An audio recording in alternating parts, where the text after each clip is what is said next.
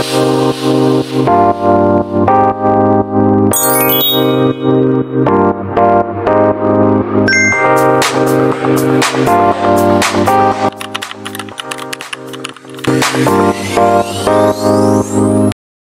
hello everyone. Hindi natin yung result ng FBS natin, yung fasting blood sugar na request ng ating uligay. So, after this, magpapasilinas na kami congenital anomalies scan. Few moments later.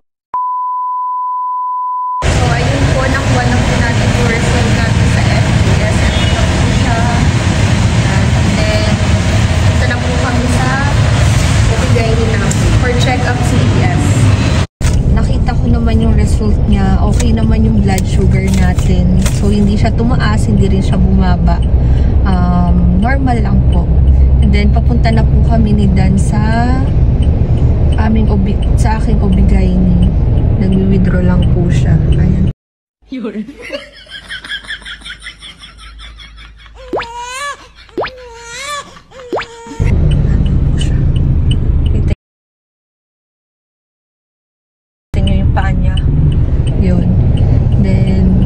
Nakabahan ako pero pray lang na normal lahat yung result ng CAS natin.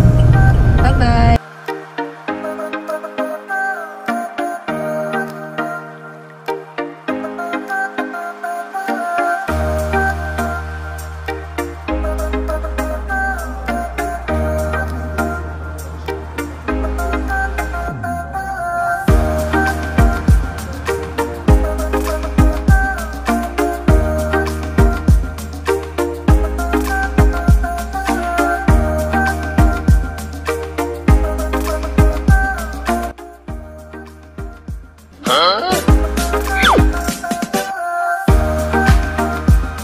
Few moments later.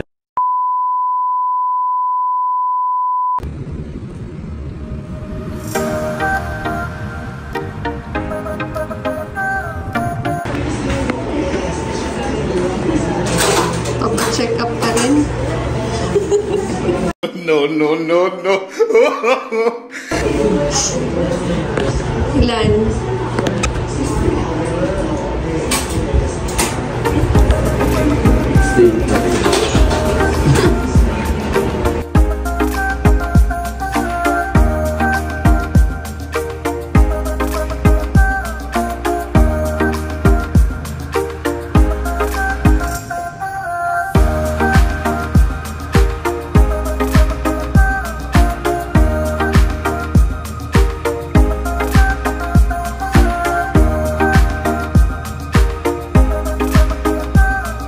Tingnan ng brain. Pero nakita ko na kasi one time yumuko siya. Opo. Pati spine kasama na rin. So, lahat naman okay yan. Yung eyeballs niya. Tapos yung ganyan. Ay, wala na. Tinakpan na niya eh. Yung lips niya, walang cleft. Walang yung cleft. baba niya, normal. Normal po. Ito kamay yan. Nabilang ko na yung mga daliri niya. Okay naman. Opo. Pati itong isa.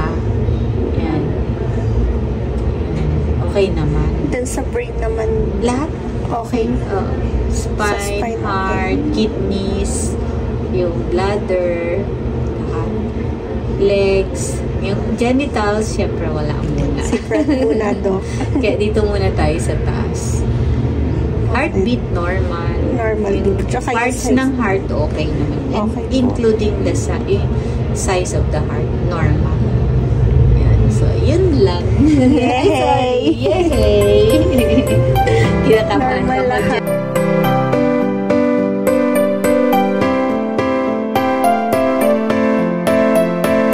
Hello everyone! Katatapos lang po ng check-up ko today. Naka-appointment kasi kami today. Ako kasi today kay doktor ng CAS or congenital anomaly scan. So, yun. And then, kaninang morning, habang nagpe-prepare ako, kasi gagawin to check up, wala, kinakabahan ako. And then, pray lang ako na sana normal lahat. Then, still, siguro ganun din si Dan. Kasi nakikita ko rin naman, habang papunta kami sa clinic ni doktora, nagtatanong siya, and then parang may halong kaba pa rin talaga siya. Since ako din, ganun din, may halong kaba din, pero still praying lang hanggang sa, ayun, nakarating na kami sa clinic ni doktora. Andun pa rin, kabado pa rin, talagang mixed emotion siya. So, yun nga, habang ganun, pray lang ako ng pray, and then after nun, nung once na ako na, yung check up ni doktora, yung feeling na, andun pa rin, mas lalo akong kinabahan kasi habang check up ako ni doktora, tahimik siya. As in, tahimik siya. So, parang sabi ko, Dok, parang ang tahimik niyo po kasi kinakabahan ako. Sabi ko, okay lang po ba lahat?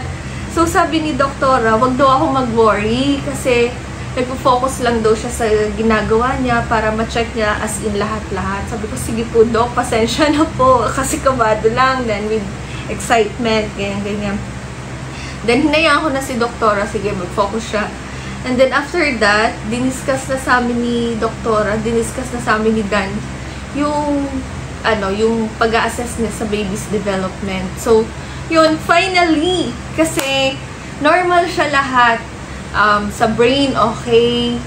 Sa lips, walang cleft. Then, yung size ng heart is normal, okay. And then, yung heartbeat ni baby is okay din. Then, lahat-lahat sa kamay, daliri, sa paa, which is okay lahat. So, napanood nyo naman yung video na ina-explain, dinidiscuss sa amin ni doktora yung mga napansin niya. Yun.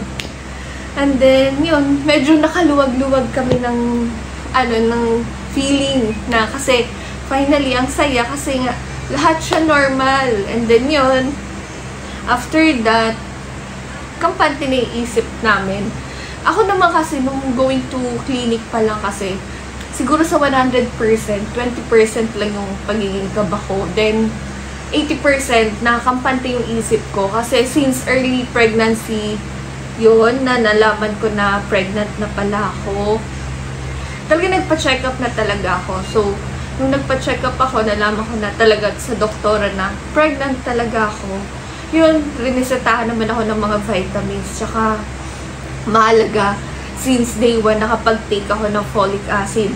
Until now, continuous lang yung mga vitamins para kay baby and then para sa akin.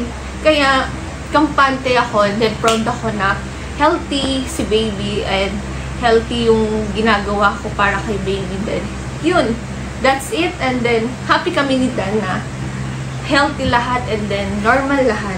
Yun lang po. Thank you!